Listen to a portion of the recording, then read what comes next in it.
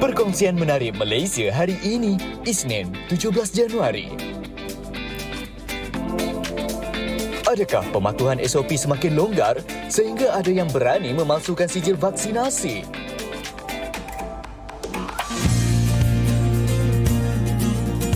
Bersama penyanyi Lan Solo mendendangkan lagu direct dari Sabah dengan 5 kaki 4 inci.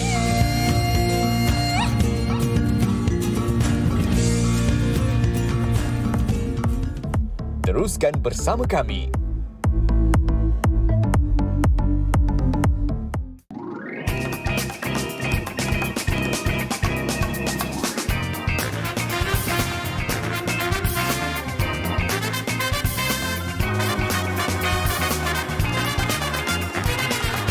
Ya, jom hidupkan pagi anda semua bersama dengan kami di Malaysia hari ini. Assalamualaikum. Apa khabar semuanya? Kami berdua, saya Hanif Miswan dan juga Nas bersama dengan anda untuk pagi ini. Okey, Isnin 17 Januari 2022. Menarik pengisian kita pada pagi ini untuk menghidupkan Isnin anda. Alhamdulillah dah lama tak bersiaran dengan Abang Hanif Miswan kita kan. Dua jejaka handsome menemani anda. Oh, cakap sendiri ya? Itu dia. Siapa lagi nak am kalau Ya, bukan diri betul. sendiri? Dia kenapa? Sebab kita tengah duduk sebelah gambar masing-masing ni. Jadi dia kena macam Tiba-tiba tak ada guna gambar ni kan. Lepas tu kita tengok ini dia posing amateur. Sama begitu. Jadi macam kita ceriakan anda di pagi ini. Itulah dia pengisian yang kita bakal kita kongsikan pada pagi ini. Antaranya sesuatu yang serius ya, iaitu pematuhan SOP yang kelihatan semakin longgar kalau kita keluar untuk beriadah bersama keluarga. Dan sekarang ni kadang-kadang dah tak ada termometer dah sekarang. Lepas tu ada penjaga kedai yang tidak melihat kadar vaksinasi anda. Ya, betul. Jadi semua ini kita harus cakna kerana Omicron semakin berleluasa. Saya rasa teruja sebab Nas cakap berkenaan dengan yang kita nak ambil suhu tu kan. Okey, dia kadang-kadang banyak tempat yang memang dah ada, itu kita puji. Betul. Tapi yang tak ada bateri pun banyak. Yang hanya bateri, sekadar alat sahaja, prop sahaja, menggunakan prop. Kita yang beria-ia macam, abang tak ada bateri dah tu bang. Itulah dia. Dia macam, tak apa ni, macam syarat saja. Syarat. tak betul. Mungkin kita bergelak ketawa, tapi tak betul perkara tersebut. Tepat sekali. Jangan macam mana bahayanya kepada rakyat. Bukan itu saja, kita persembahkan kepada anda. Dulunya Lan Crystal, lepas tu Lan Solo. Sekarang nak panggil Lan Yusof pula. Dan sekarang menyanyi bersama dengan lagu yang diciptakan oleh Sumandak Sabah. Boleh percaya tak Lan Solo yang maco-maco? Itulah. Rocker tiba-tiba dah jadi nak buat semaja pula. Tiba-tiba saja bah ni. Okey. Itu akan kami bawakan secara langsungnya. Kita bawakan Lan ke studio. Dah lama saya tak berjumpa tetamu di sini. Itu secara istimewa nanti. Betul. Tapi sekarang seperti biasa kita nak semak dan tinjau juga berkaitan dengan keadaan di Malaysia terutamanya. Keadaan cuaca seperti biasa setiap pagi akan kami bawakan. Dan alhamdulillah di sepanjang Malaysia dilaporkan mungkin ada sedikit sajalah taburan hujan di beberapa negeri sekitar Pantai Timur, Kelantan, Pahang. Tetapi di sekitar kawasan yang lain juga dilaporkan keadaan yang baik pada pagi ini, Nas. Pada pagi ini hujan dijangkakan pada waktu petang ya. Jadi jaga-jaga sediakan payung sebelum hujan. Tapi di Sabah dan Sarawak, jadi apa yang kita nak kongsikan, hujan lebatnya berada di East Malaysia. Wilayah Sultan Labuan, Sabah dan juga Sarawak. Dan inilah dia amaran hujan yang berterusan di kawasan pantai timur Sabah di sini. Jadi orang Sabah jaga-jaga di sana ya. Hujan lebat akan tiba. Ya, baik, itu antara perkaranya dan itu yang kita perlu terus kongsikanlah. Mungkin pada ketika ini banjir dan keadaan cuaca juga semakin baik. Reda juga, masih ada lagi beberapa kawasan yang masih dalam proses pasca penambahbaikan lah selepas banjir tersebut. Tapi sekarang seperti biasa, Nas, hari Isnin, saya setiap kali nak berserang awak sangat teruja nak cakap perkara ni. Apa dia? Boleh tak daripada seorang pengacara jalan-jalan cek makan memberitahu berkenaan dengan perkara seterusnya dalam cara jalan-jalan cek makan ni? Silakan. Istimewa. Siapa tak pernah rasa penangan Bangkok ni, resepi 100 tahun, 4 generasi sekali-kali mesti macam kena penampak sekali. Perpau gitu. Kita bersama dengan Fariha On di USJ 2 daripada Penang sampai ke Subang Jaya. Cik Fariha On, apa khabar di sana?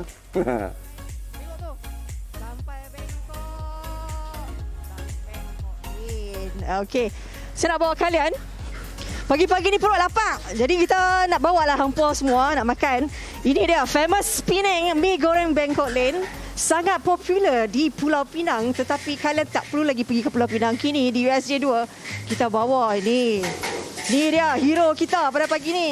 Assalamualaikum. Ini namanya Bashir. Bashir adalah merupakan legasi yang keempat Bashir Ya, betul. Okey, sibuk. Dan di sebelah Bashir merupakan Cik Amin. Selamat pagi. Assalamualaikum. Ini bapa kepada Encik Bashir. Jadi inilah dia sebenarnya. Kalau hari biasa mereka akan sangat sibuk. Sebab orang satu hari ini selalunya berapa ramai yang akan datang? 300 orang, kadang-kadang lebih. Kalau public holiday lagi ramai, Kak. Maknanya satu hari 300 bungkus you kena buat. Boleh. Lepas 300. Kalau hari Minggu? Hari Minggu ada sampai 500, 600 macam tu. Lagi lebih pun ada kadang-kadang. Itulah saya datang ni macam mengacau pula. Tapi nak tunjuk ini antara keunikannya. Difahamkan mereka ni menghasilkan mi goreng di Bangkok Land kalau di Pulau Pinang.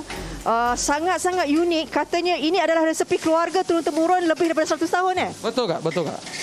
So apa unik dia? Unik dia macam mana cakap?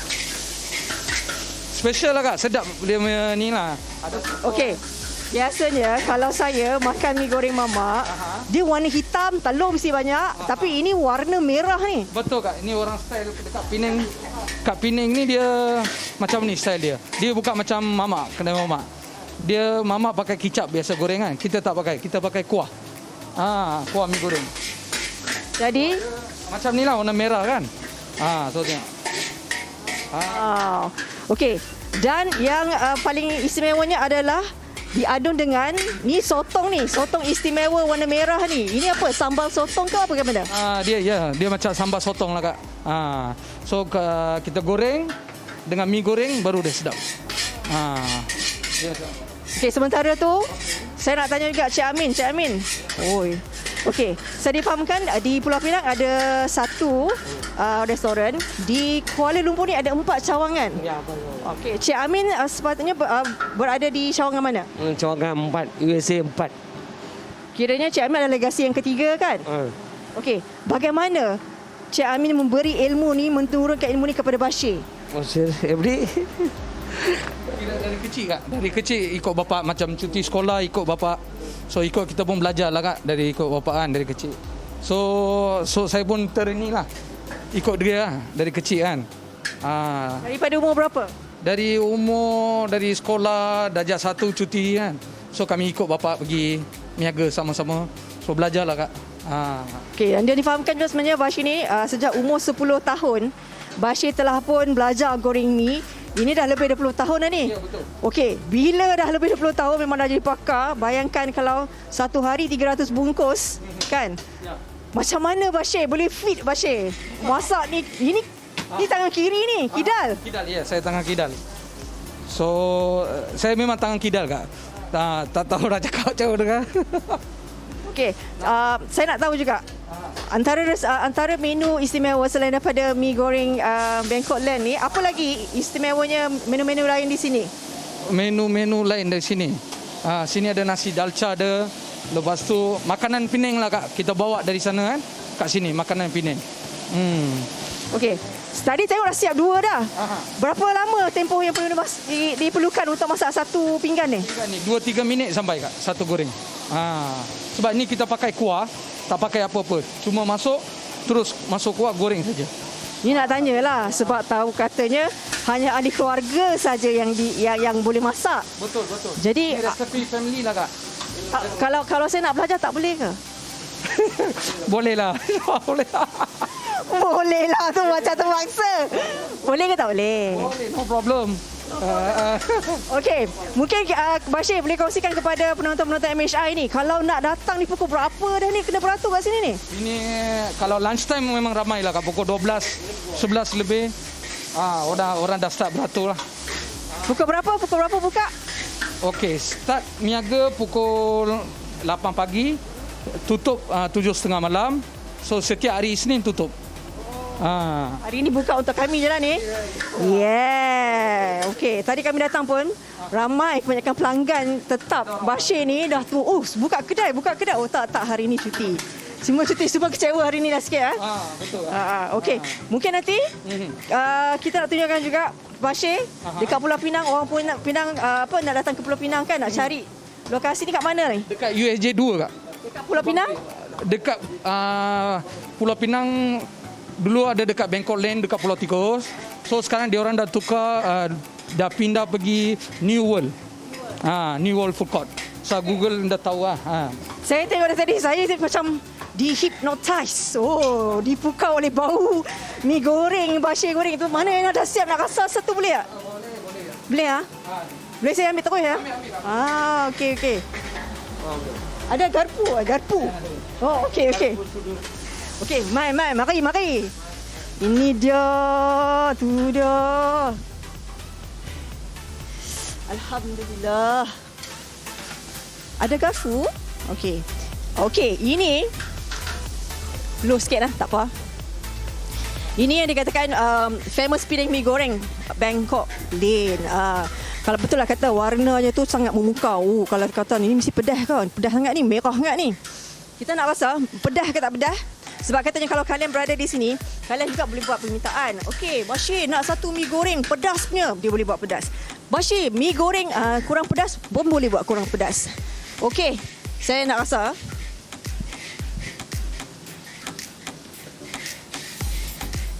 Bismillahirrahmanirrahim. Oh, ni ada ubi ni.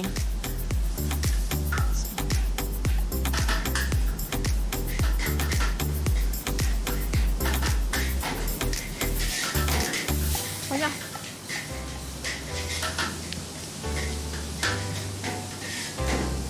Ui.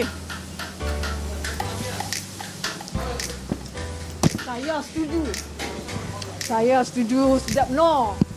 Bashir, sedap sangat Bashir. Baik.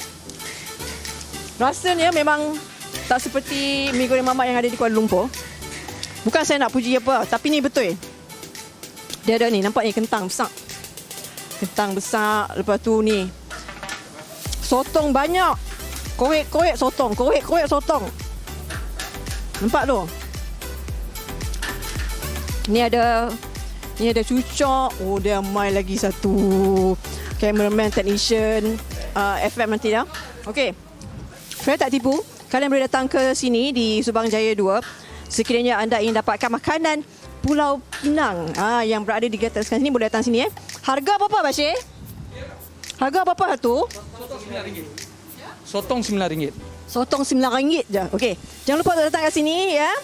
Apa pun, terima kasih semua yang menonton. Kita kembali di Sri Pentas bersama dengan Harif Miswan dan juga Nas. Silakan. Kami makan dulu. Saya setuju Bashir. Saya Seronok nampaknya, seronok. Saya risau. Orang selatan tiba-tiba bila crossover cakap utara. Tu dia. Takut lepas ni duk jumpa-jumpa dengan Bashir je lepas ni. Saya rasa dia tu je kan. Lepas tu tiba-tiba sotong, penuh dengan sotong. Itu tandanya Encik Bashir sayang tu. Sayang lebih. Ini dia. Kalau nak belajar resepi apa lagi kan? Jadilah menantu dulu.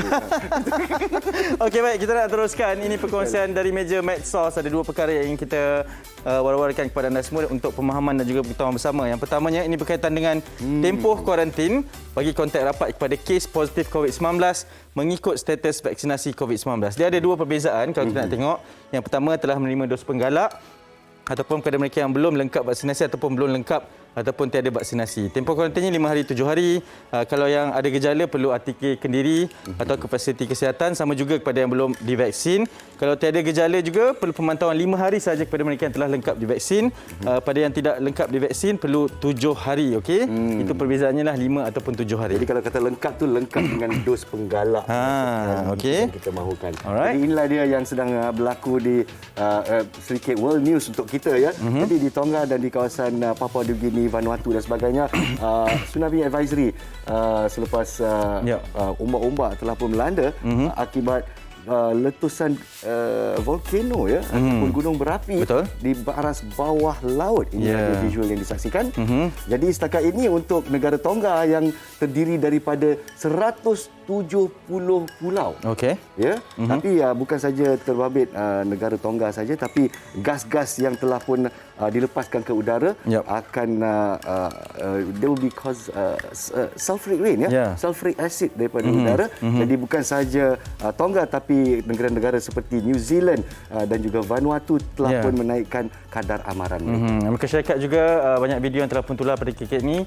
Jepun juga telah pun mengeluarkan amaran tsunami dilaporkan pada hari inilah, terutama ramai. Tapi sekarang ni antara perkembangan yang boleh kita kongsikan adalah tentang bagaimana sistem komunikasi di Tonga terutamanya telah pun hilang sepenuhnya akibat daripada letusan ini. Tepat. Dan memang amaran peringkat merah telah pun dikeluarkan di sana. Jadi itu sedikit pengetahuan kita bersamalah berkaitan dengan isu dan juga perkara yang berlaku pada ketika ini. Isu sedunia yang kita saksikan di sini. Baiklah, kita akan berehat seketika di Malaysia hari ini dan selepas ini suatu isu yang telah pun tulas satu negara membawa malu yang tak sudah kepada medical practitioners di sini.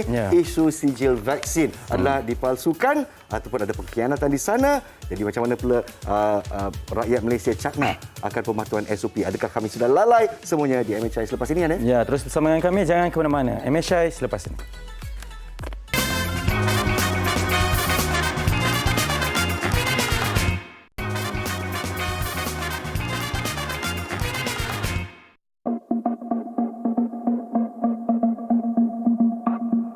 Penggunaan aplikasi MySejahtera adalah satu daripada norma baru yang perlu diadaptasi oleh masyarakat kini. Pelbagai fungsi dihasilkan melalui aplikasi ini. Antaranya mengenal pasti status kesihatan kendiri, sijil vaksinasi serta menjejak kawasan hotspot COVID-19. Namun ada segelintir masyarakat yang kurang memandang serius mengenainya. Akibatnya, ketidakpatuhan SOP boleh membahayakan semua pihak sekaligus boleh menyebabkan peningkatan kes berlaku.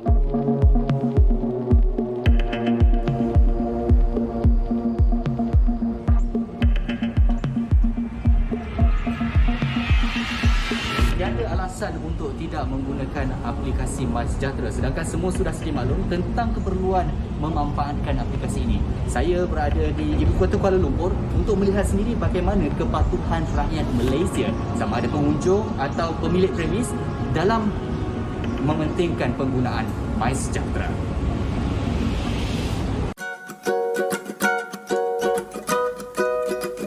Hujung minggu, waktu untuk rakyat Malaysia keluar ke bandar bagi membeli belah di pasaraya, kedai dan premis perniagaan. Sepanjang tinjauan dilakukan, premis besar seperti pasaraya amat menitik beratkan penggunaan MySejahtera. Kod QR yang telah diimbas disimak oleh pengawal keselamatan atau wakil pekerja sebelum pelanggan memasuki premis. Namun ada juga pengunjung yang sengaja tidak membuka MySejahtera dan melulu ke kedai runcit untuk membuat pembelian.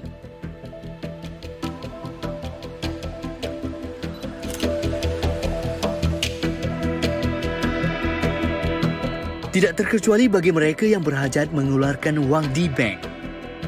Yang patuh tiada masalah. Tetapi ada beberapa individu dengan selamba memasuki ruang tersebut tanpa mengibas kod QR.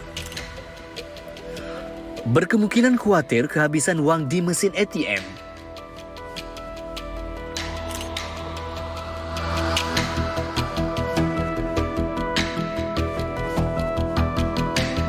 Seterusnya saya meninjau penjual gerai makanan di sekitar Jalan Tunku Abdul Rahman. Pak bagi kacang rebus 200 gram. Sini buka start pukul berapa? Dalam tengah hari. Tengah hari Kan nak tanya, MySejahtera letak dekat sini tapi orang ramai scan tak? Kurang. Kurang scan. Oh. Kadang-kadang dia orang pakai beli je, dia orang tak scan ke apa kan? Oh, faham? Terima kasih. Alright, sama beli.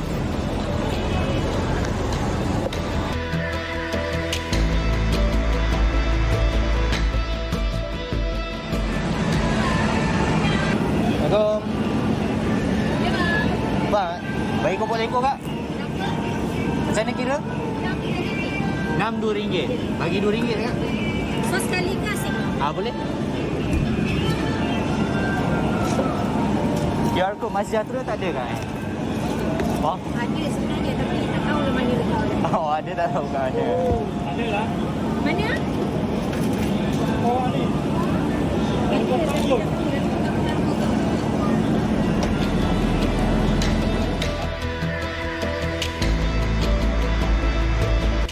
Bukannya sukar untuk mengeluarkan peranti telefon bimbit bagi mengimbas kod QR, kerana ini sudah menjadi sebahagian daripada tanggungjawab bersama selain mengutamakan penjagaan kendiri.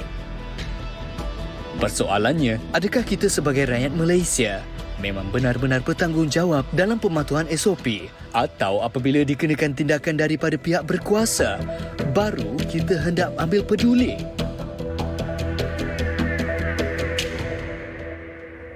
Baik, kembali bersama kami di Malaysia hari ini dan itu mukadimah pembukaannya, laporan siasatan laporan untuk kita melihat kepada bagaimana pematuhan, kadar kepatuhan kepada kedua-duanya. Yang pertama kepada kita sebagai pengguna, pelanggan, yang kedua kepada pemilik premis ni. Dia perlukan dua-dua ni, Nas. Baru boleh. Sekali. Saya tengok dah berdebar hati jantung di sini.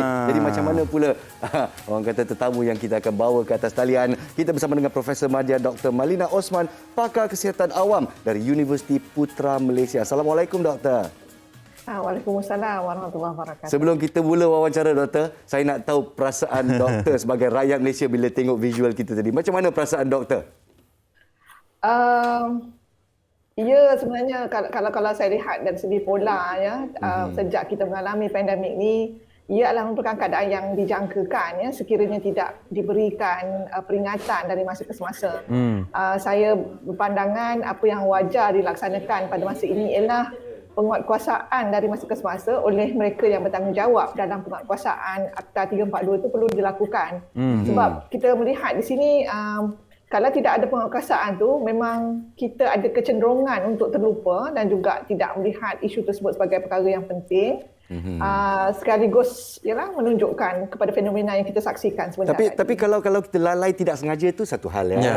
Tapi kalau kita lalai dengan secara sengaja apa yang kita nampak buat masa ni, Doktor, itu yang saya rasa bahawa rakyat sudah lupa akan bahaya COVID-19. Jadi kalau kita nak tanya tentang varian terbaru ini, Omicron telah pun mengatasi Delta, tapi kenapa varian Omicron ini tak boleh dipandang ringan oleh kami rakyat Malaysia?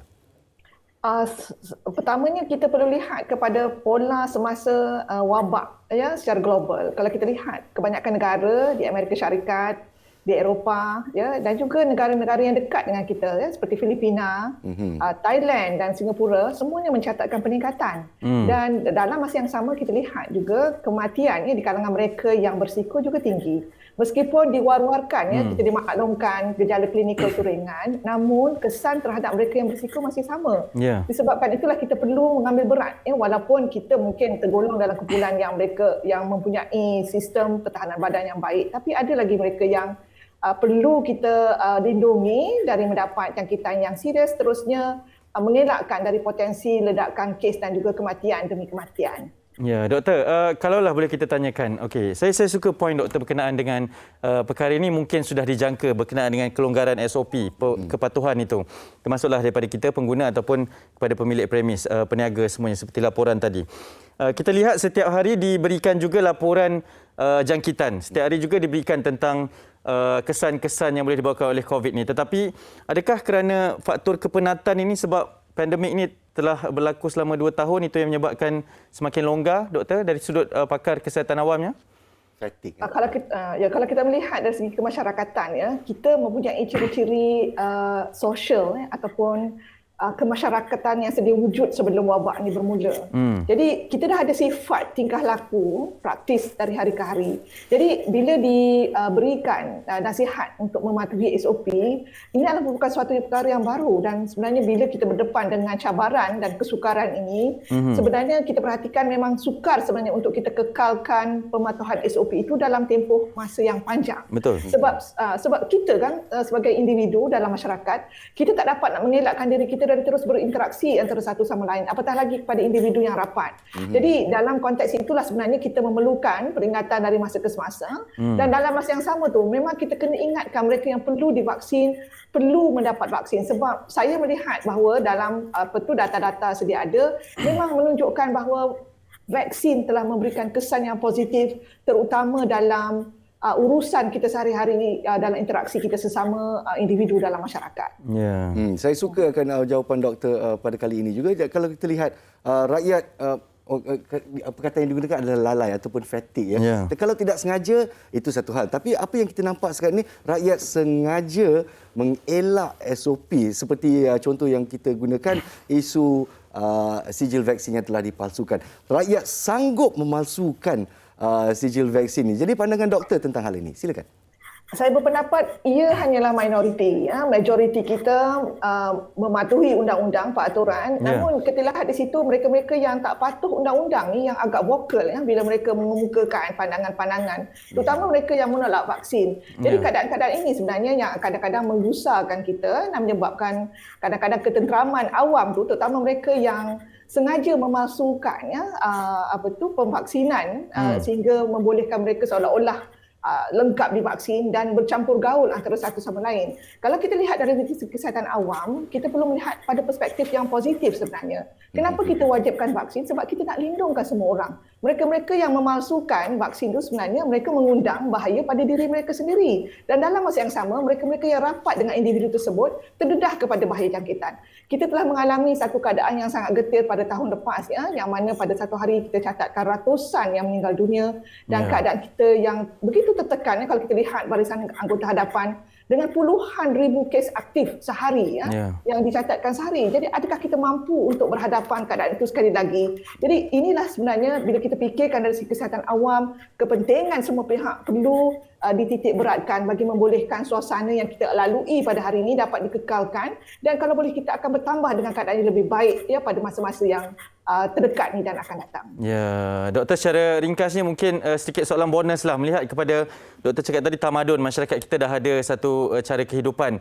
Mungkin yang dibesarkan pada ketika ini mereka membesar dengan norma baharu ni. Tapi bagi kita ni ini yang sangat baharu ni. Adakah norma baharu ni akan menjadi norma kehidupan kita doktor dari sudut globalnya? Ia bergantung kepada keadaan semasa dan kalau kita lihat pun virus ni dari masa ke semasa akan menghadapi mutasi dan kita tidak tahu apa yang akan berlaku pada masa yang terdekat. Cumanya kalau saya diberikan peluang untuk mengemukakan pandangan, saya melihat pendekatan kita di negara kita adalah sangat baik walaupun kita dah ada vaksin tapi kita masih mengekalkan pematuhan SOP sebagai syarat untuk terus bergerak ke hadapan. Sebahagian negara telah tidak memberikan tumpuan kepada pematuhan SOP. Saya bagi contoh seperti di Australia di negara-negara Eropah. Jadi sekarang ni kes yang dicatatkan di negara tersebut ratusan ribu sehari. Jadi untuk itulah kita pada pandangan saya dalam beberapa bulan yang akan datang kita perlu kekal dalam keadaan seperti ini bagi membolehkan semua perancangan kita dalam proses fasa pemulihan ini dapat dilaksanakan dan kita dapat beredar ke fasa endemik seperti mana yang kita rancang. Baik. Dan harapkan kita tidak memberikan tekanan lebih kepada barisan harapan kita Jadi terima kasih diucapkan kepada Profesor Madya Dr. Malina Osman kerana bertukar pendapat dengan kita, pakar kesihatan awam dari Universiti Putra Malaysia. Terima kasih Profesor Dr. Nanti kita jumpa lagi doktor Terima kasih kembali. Dalam cerita tentang rakyat, segelintir rakyat yang tidak patuh pada SOP, ada segelintir lagi yang sanggup memalsukan atau menggunakan tipu hilah untuk mendapatkan sijil vaksinasi tersebut. Jadi di MHI kita telah menjadikan sedikit bingkisan tentang kes isu yang kita rangkupkan, isu sijil vaksinasi palsu. Kita saksikan. Pendapat saya isu mengenai memasukkan sijil vaksin ini tidak wajar lah. Sebab orang lain ada yang beratur berbulan-bulan untuk ambil sijil vaksin ni, dia senang-senang je nak memasukkan sijil vaksin. Saya rasa tidak adil.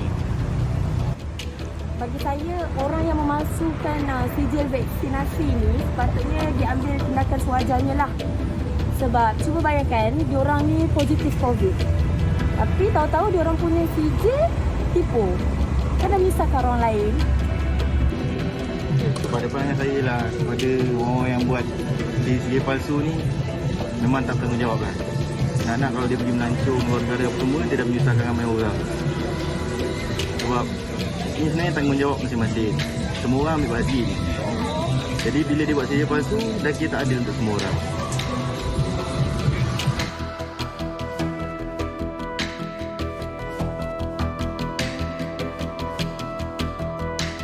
Sejak akhir-akhir ini, heboh diperkatakan mengenai isu penjualan sijil vaksinasi palsu selepas pembongkaran demi pembongkaran dilakukan oleh pihak berkuasa. Ini bukanlah isu baharu. Sejak sijil digital vaksinasi mula dikeluarkan melalui aplikasi MySejahtera, ada sahaja kes mengenai pembelian atau penjualan sijil vaksinasi heboh di media sosial. Berikut adalah antara kes pembongkaran penjualan sijil vaksinasi palsu yang berlaku baru-baru ini. Pada 8 Januari lalu, Polis Jabatan Siasatan Jenayah Komersial JKJK Terengganu membongkar kegiatan penjualan sijil vaksinasi COVID-19 palsu dengan merampas hampir 100 kad peringatan imunisasi serta menahan seorang doktor berusia 51 tahun di sebuah klinik swasta di Marang. Urusan penjualan dalam talian dikatakan berlaku sejak September lalu dengan bayaran sijil antara RM400 hingga RM600. Susulan itu, 6 individu turut ditahan bagi membantu siasatan. Terkini ketujuh-tujuh individu ini dibebaskan dengan jaminan polis sementara menunggu arahan pendakwaan. Kes disiasat di bawah Seksyen 420 Kanun Kesiksaan kerana menipu. Seterusnya pada 10 Januari, Suruhanjaya Pencegahan Rasuah Malaysia SPRM Kota Kinabalu menahan seorang lelaki selepas dipercayai menerima rasuah daripada orang awam bagi tujuan pendaftaran sijil digital vaksinasi COVID-19 palsu dalam aplikasi MySejahtera sekitar Oktober tahun lalu. Manakala pada 11 Januari, sepasang suami isteri yang juga penjawab awam di Alur Gajah Melaka ditahan kerana memiliki sijil vaksinasi palsu dalam aplikasi MySejahtera. Penahanan dilakukan oleh JSJK Ibu Pejabat Polis Kontijen Melaka.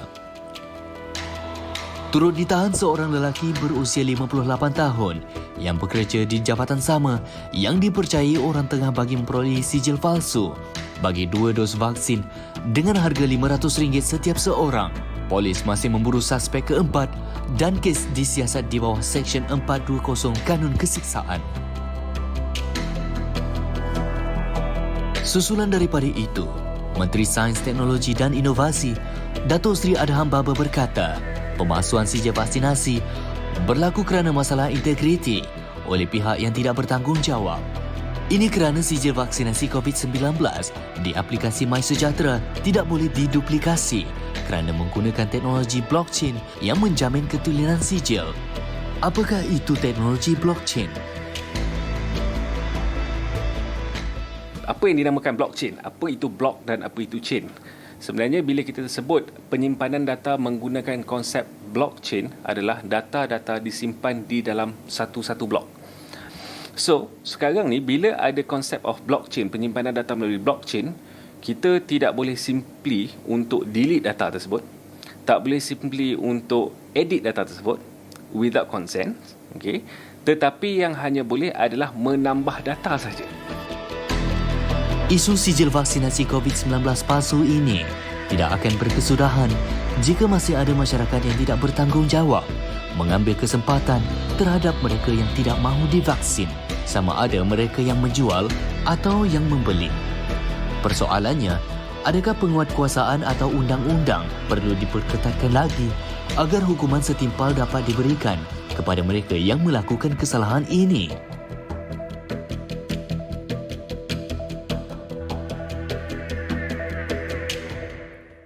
Kepada segelintir rakyat yang menipu ataupun memalsukan sijil vaksinasi mereka membahayakan diri sendiri dan juga mereka di sekelilingnya. Ya. Jadi saya nak kongsikan sedikit statistik. Ya. Di sini dijangkakan baru seminggu lepas ya diwawarkan bahawa 78.5% rakyat Malaysia 12 tahun ke atas telah pun menerimakan suntikan lengkap vaksin 2 dos. Okay. Dan hampir 1 dari 4 rakyat Malaysia, 25% telah pun mendapat dos penggalak. Okay. Jadi betul kalau kita tengok nombor-nombor macam ni, patut kita nampak ada pemalsuan sijil vaksin. Sekarang ni rakyat dah rasa goyah. Bolehkah kita percaya betul ke dia divaksin ataupun tidak? Jadi sekarang kita bersama dengan Encik Muhammad Akram Dato' Abdul Aziz, iaitu seorang peguam yang berwibawa dan berkaliber bersama-sama kita. Assalamualaikum Encik Akram. Waalaikumsalam. Selamat pagi semua. Selamat pagi. Terima kasih kerana sudi bersama kami. Mungkin Encik Akram boleh kongsikan berkaitan dengan isu yang kami kongsikan pada ketika ini. Kita ada perbincangan berkaitan dengan tipu sijil vaksin. Apakah yang boleh diberikan dengan persoalan yang kami bawakan? Apakah sebenarnya tindakan yang boleh diberikan dan hukuman yang sepatutnya boleh dibawakan kepada mereka ini, Encik Akram? Okey, bila kita berbincang tentang isu yang pemalsuan sebenarnya ni, kita kena tengok daripada segi fakta tu juga. Apa yang dikatakan sebagai pemalsuan tu. Sebab yang saya tengok daripada rujukan media pada baru-baru ni berkenaan kes yang dekat Terengganu tu, dia melibatkan sijil yang boleh diakses dekat MySejahtera kan. Okey. Jadi yang kita nak tahu sebenarnya adalah dari segi fakta tu, apakah sijil tu sendiri sebenarnya genuine, autentik tapi diberikan maklumat yang tidak betul, ataupun dia memang satu sijil yang dibuat daripada luar, maksudnya memang fake habis-habisan lah yang tidak betul. Sebabnya dari segi fakta ni dia akan memberikan impak dari segi undang-undang apa yang kita akan pakai dalam membuat pencegahan dan juga sabitan lah untuk menghukum pihak-pihak yang bersalah dan pihak yang terlibat. So yang macam kes saya difahamkan baru-baru ni, pihak berkuasa dia buat pertuduhan di bawah Seksyen 420 Kanun Kesiasaan. Ini satu daripada undang-undang yang pakai lah. Tapi yang ni lebih kepada penipuan. Lebih kepada penipuan. Itulah akta yang harus digunakan. Selain dari penipuan, ya. Itulah dia akta yang harus digunakan untuk mendakwa mereka yang bersalah lah ya, Encik Akram? Buat masa ni ya, sebabnya kita bercerita tentang isu pemalsuan ni dia jatuh bawah isu jenayah. Jadi bila kita cerita isu jenayah ni memang kanun kesiasaan tu kita panggil sebagai undang-undang yang mutlak lah untuk kes-kes begini. Sebab yang menjadi masalah adalah sijil vaksin ni dia satu benda yang baru muncul selepas tahun 2020. Kita ada pandemik, kita ada COVID-19 semua. Makanya dibuatlah sijil ni supaya dapat mencegah daripada penularan COVID-19 kepada masyarakat Malaysia. So bila ada isu yang baru sebegini, undang-undang tu masih belum berkembang lagi untuk orang kata mengawal sedia benda-benda isu yang baru berlaku. Jadi buat masa ni pihak berkuasa pun terpaksa pakai undang-undang yang ada, yang macam saya katakan tadi, mereka ada buat pertuduhan ataupun siasatan di bawah Seksyen 420 untuk penipuan. Mungkin kalau kes yang macam ni juga, kalau ada pemalsuan, kita boleh pakai di bawah kanun kesiasaan yang sama juga, Seksyen 465. Memang yang itu untuk pemalsuan. Cuma dia bergantung kepada fakta lah. Saya pun hanya boleh beri pandangan tu secara umum saja buat masa ni. Jadi apa hubungan antara di bawah Akta 420 jikalau disabit? Okey, maksudnya apa? Dia punya hukuman kan? Hukumannya. Untuk pesalah dan juga untuk doktor. Okey, kalau kata yang Seksyen 420 tu, kalau dia kena hukum, sebenarnya berat juga. Dia punya hukuman dia boleh dipenjarakan maksimum sampai 10 tahun. Lepas tu dia ada sebatan sekali. Dan penjara dan sebatan ni dia kena bagi dua, maksudnya dia combo lah. Dia bukan salah satu. Dan juga kalau kata pihak mahkamah nak bagi lagi kuat dia punya orang kata sebagai pengajaran tu, boleh juga diberikan denda. Cuma penjara dan sebatan tu sekali, denda ni optional. Itu adalah pasti ya. Jadi di sini apa yang kita nampak ya, macam Encik Akram ceritakan, masih tak pasti sebab ini sesuatu yang baru. Jadi apa yang kita dapat daripada pengisian kita, teknologi blockchain ni dia tak boleh digodam. Maknanya tidak boleh edit atau kita tak boleh delete atau kita nyahkan data tersebut ya. Jadi tiada godaman dari pihak luar. Sebenarnya ada dua kaedah saja. Satu, iaitu doktor sendiri tidak memberikan suntikan tapi scan QR code MySejahtera tu dan kita registerkan. Itu kaedah pertama. Dan kaedah kedua, pengkhianatan daripada admin MySejahtera itu sendiri, aplikasi MySejahtera itu sendiri. Jadi soalan saya dekat sini, kalau bukan di bawah kanun kesihatan, tiada rang undang-undang untuk Akta 342 juga, iaitu untuk pindaan akta pencegahan penyakit berjangkit. Jadi kepada pendapat Encik Akram ya sekarang, apakah hukumannya setimpalnya di sini? Saya tahu dia sesuatu yang baru tapi dia melibatkan public interest di sini atau goyah ya keresahan rakyat di sini. Silakan Encik Akram. Okey, berkenaan dengan hukuman, mula-mula saya perlu beri sedikit klarifikasi lah, dia tak panjang berkenaan dengan isu COVID-19 dan sijil ni. Tadi NAS ada merujuk tentang akta COVID-19, lepas tu akta perlindungan dengan pencegahan penyakit berjangkit. Okey. Akta-akta ni dia lebih kepada mengawal selia ataupun memberikan undang-undang berkenaan dengan lebih kepada prosedur lah ataupun kuasa-kuasa badan-badan kerajaan untuk menjalankan mereka punya tanggungjawab dalam membendung COVID-19 ni daripada menular. Tapi bila kita bercerita tentang hukuman yang boleh dikenakan, akta-akta ni dia tak sediakan dia tak macam kanun kesihatan. Dia tak ada cerita penjara, sebat semua tak ada. Okey, jadi kat sini kita kena ada orang kata pindaan rang undang-undang lah di parlimen untuk kita nak pastikan mereka yang bersalah ni dibawa ke muka pengadilan. Ya, Encik Akram? Betul. Pada saya buat masa ni undang-undang yang ada tu mungkin tak boleh digunakan orang kata secara menyeluruh untuk memendung isu terutamanya yang melibatkan kita panggil harapkan pagar makan padi ni lah. Betul. Yang jenis belakang tabir dia bagi sijil kepada pihak-pihak yang tak membuat vaksinasi semua.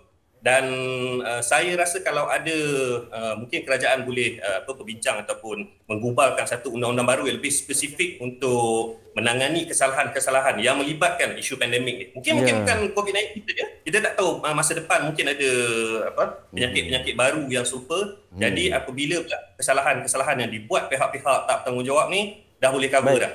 Baik, sediakan payung sebelum undang-undang. Ya, baik. Terima kasih Encik Akram kerana sudi bersama kami atas pandangannya.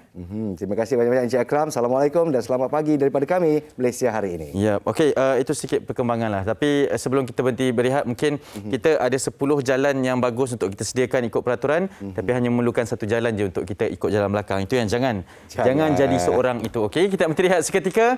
Terus kekal bersama kami di Malaysia hari ini.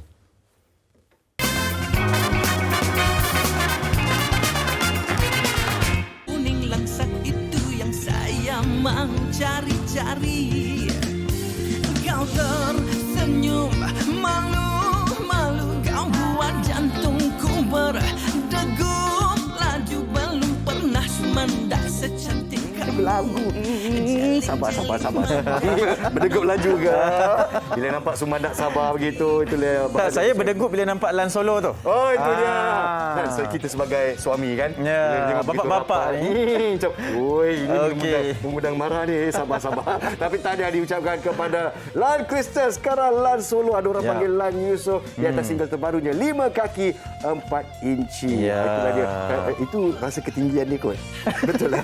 Kita bertanya ke saya tak nak komen sebab kita lebih kurang sama je. Kita terus bersama dengan Lan, berada yang kita studio. Lan, selamat pagi. Selamat pagi. Dah lama tak jumpa. Itulah kan. Tunjuk sikit baju tu, Lan. Ada baju Cik adalah baju 5 kaki 4 inci. Kenapa 5 kaki 4 inci? Itu soalan pertama dia. 5 kaki 4 inci itulah. Kadang-kadang ada orang salah anggap ukuran apa tu kan. Tapi sebenarnya ia adalah tajuk lagu yang menceritakan kisah ketinggian seorang gadis ataupun Sumandak Sabah yang memikat hati pemuda yang ada dalam video klip tu lah. Okey, Lan, macam mana boleh ke arah tu pula ni, ke Sumandak Sabah ni, tiba-tiba ke Sabah punya penceritaan ni kan? Tapi okey, secara jujurnya saya bila dengar lagu ni, saya rasa memang kena juga dengan Lan punya penceritaan ni, suaranya bawakan macam mana tu, Lan? Okey, idea ni tercetus bila setelah saya buka kedai Solo Borneo Mart yang menjual produk makanan Borneo, Sabah, Sarawak, Labuan dan juga Brunei. So bila kita mendapat sambutan yang cukup baik, dan ini adalah salah satu inisiatif saya dan juga isteri yang nak bagi satu penghargaan buat mereka warga Borneo yang support perniagaan yang kami jalankan ni. So kita guna apa yang kita ada lah. Saya selaku seorang penyanyi, saya gunakan kepakaran yang ada ni, hasilkan penghargaan melalui nyanyian lah. Oh, jadi kerana Solo Borneo Mart lah ni. Jadi semakin rapat dengan orang Sabah kerana perniagaan. Jiwa-jiwa Borneo tu macam dekat sudah tu. Boleh bah. Jadi sebab itulah lagu ni diciptakan oleh Velvet dan juga Marsha Milano. Dua Sumandak Sabah mencipta lagu Sabah untuk Sumandak Sabah. Ini gaman. Apa gaman? Gaman. Okey. Nak bertanya, macam mana orang Taiping ni tiba-tiba boleh jatuh cinta dengan Sabah? Itulah sebenarnya kalau cerita daripada dulu punya kisah, sepanjang pelibatan saya dalam industri, kalau saya ataupun bersama dengan Crystal ataupun secara solo pergi ke Borneo, Sabah, Sarawak, tak pernah tak dapat sambutan yang cukup baik. Sentiasa pergi akan mendapat sokongan yang cukup padu. Setiap sembahan pentas kalau ada bayaran pun akan full house. Tak pernah mengecewakan langsung. So mungkin daripada situ jugalah yang saya rasa macam saya perlu menghargai mereka yang menghargai kami. Ibarat macam gitulah. Ya, betul. Setujulah. Apalagi sekarang kan dengan kombinasi matnya tu sekali kan. Okey Lan, ada cabaran tak bawa lagu sebegini? Sebab kita tahu genre Lan memang sangat berbeza. Tiba-tiba yang bersumandak-sumandak begini, nampak Lan begini-gini tadi. Terperanjat aku lah Solo buat Sumazau. Wow. Apa cabarannya Lan? Cabaran dia selain pada bersumazau, itu memang perkara barulah untuk saya kan. dari segi penghayatan dan juga lirik dia tu sebenarnya. Lirik dia memang keseluruhan dia memang bahasa Melayu Sabah dan juga selit sikit bahasa dusun Sabah. Ada bahasa dusun di dalam, ada ya? Nogok Tigok, ada lagi bahasa macam apa lagi, Nogok Tigok hatiku, Siring Jalan. Semua tu bahasa Melayu Sabah yang perlu saya belajar. Tapi alhamdulillah lah saya dapat bantuan daripada komposer tu sendiri, Marsha, Velvet yang banyak membantu saya untuk memperbetulkan walaupun tergeliat juga lidah. Ya, bah, jangan kasih malu orang Sabah ni, jangan begitu, kan? bah. Tak boleh begitu. Penyanyi sumbang, penyanyi sumpit. Tak boleh begitu, Pak. Tak boleh begitu. Tapi alhamdulillah saya pada asalnya nak keluarkan benda ni pun takut juga, takut penerimaan tu kan. Terutama orang Semenanjung sendiri yang belum pernah dengar saya menyanyikan lagu dialek Sabah. Betul. Tapi saya cuba dulu, masa tu saya cuba buat satu cover lagu dusun Sabah, sepenuhnya dusun. Lagu Momu Hubo masa tu. So alhamdulillah dapat sambutan yang cukup baik. Dalam tempoh 10 hari tu dah hampir 300,000 view masa tu. Jadi itulah dia halapan Ransoro kita bukannya untuk orang kata menambah hati peminat-peminat yang sedia ada, tapi juga ekstra-ekstra dari Borneo ni jemput semuanya untuk menjadi peminat Lan Solo. Okey, walaupun bersama dengan semangat-semangat. Lan, sedikit ucapan untuk peminat dengan segala cabaran dan juga karya terbaru ini. Silakan. Okey, terus support Lan Solo dengan single terbaru 5 kaki 4 inci. Terus naikkan views lagi insya-Allah. Terus ada juga di platform digital yang lain, terus stream dan jangan lupa terus support apa saja karya dan juga perniagaan Lan Solo. Solo Borneo. Betul-betul orang Sabah. Begitulah kan. Kita juga begini. Terima kasih. Sebab bestnya Lan ni, kita support dia pun akan support orang ramai membantu kan. Kita tak nak cakap banyak sangat sebab itu semua orang dah tahu. Teruskan Lan, itu satu sesi baik. Dan kita saksikan single 5 kaki 4 inci secara langsung di MHI selepas ini. Bukan sekarang, kita simpan dulu, Pak. Kita rehat seketika, Abah. Sabar, tunggu dulu ni.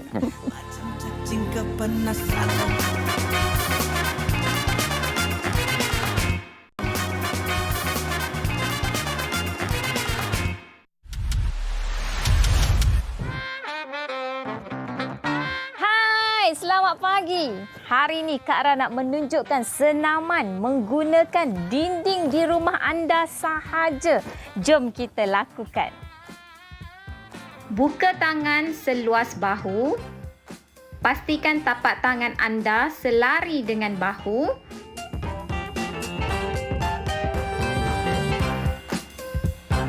Dan teruskan pumping di dinding. Lakukan selama 20 kali.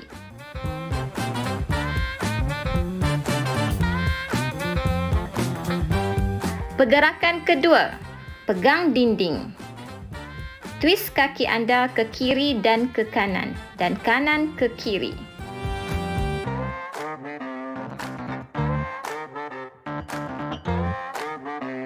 Pergerakan ini sangat bagus untuk membentuk pinggang yang cantik. Lakukan selama 20 kali.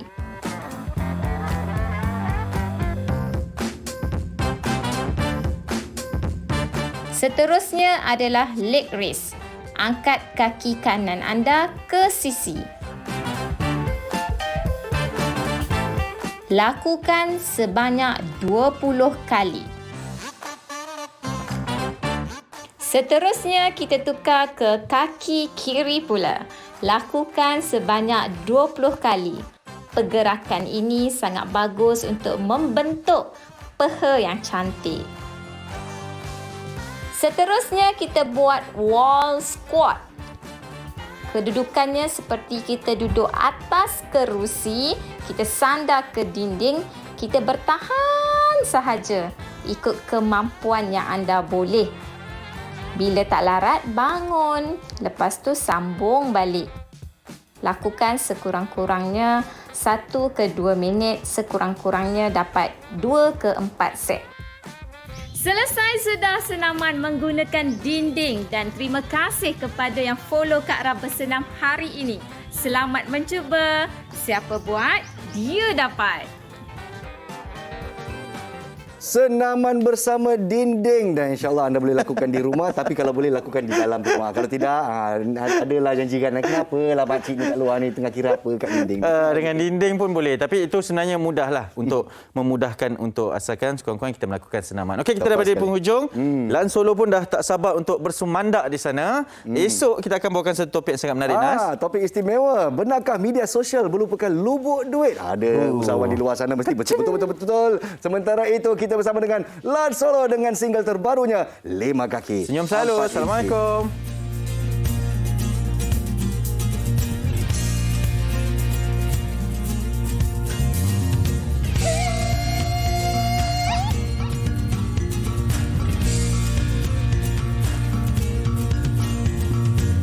Duduk goyang-goyang kaki di siring jalan, karena panas sampai hitam-hitam tu badan.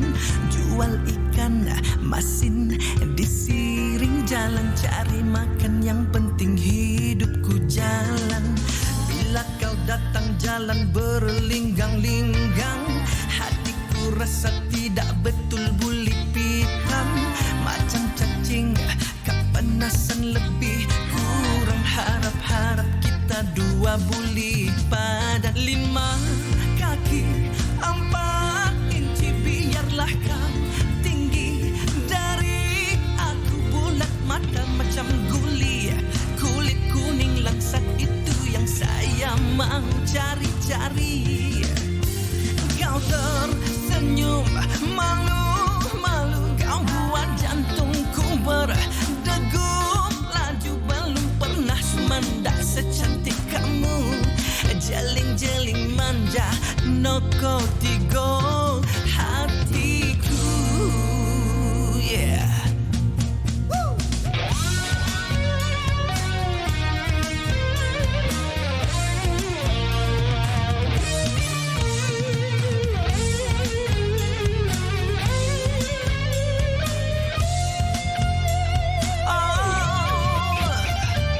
Hatiku rasa tidak betul buli pitam, macam cacing kepanasanlah lebih kurang.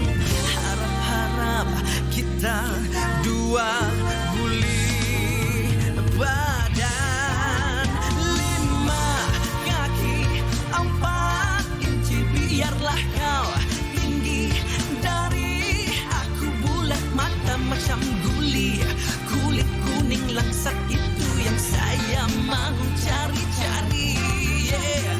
Kau tersenyum malu-malu, kau buat jantungku berdegup laju. Belum pernah semendak secantik kamu, jeling-jeling manja, noko tigo hati.